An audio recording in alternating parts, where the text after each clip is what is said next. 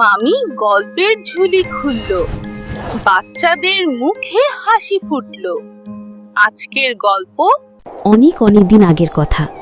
এক রাজ্য ছিল যেখানে বহুদিন ধরে বৃষ্টি হয়নি। ফসল শুকিয়ে গেছে, নদী মরুভূমির মতো হয়ে পড়েছে। মানুষেরা প্রতিদিন আকাশের দিকে তাকিয়ে প্রার্থনা করে। রাজা ছিলেন দয়ালু, কিন্তু খুবই অহংকারী। তিনি বলতেন, আমি চাইলেই বৃষ্টি নামবে।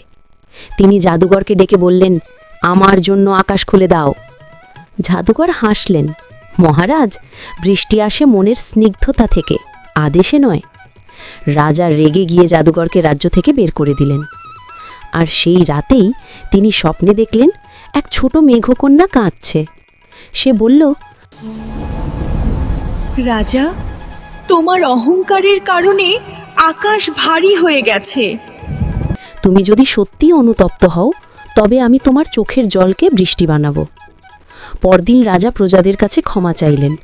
তার চোখ থেকে গড়িয়ে পড়ল দুটি অশ্রুবিন্দু, আর সঙ্গে সঙ্গে আকাশ ভরে গেল মেঘে, নামল টানা বৃষ্টি।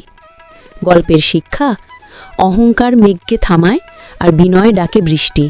যদি এরকম ভিডিও আরও পেতে চান, চ্যানেলটি সাবস্ক্রাইব ও পেজটি ফলো দিয়ে রাখুন।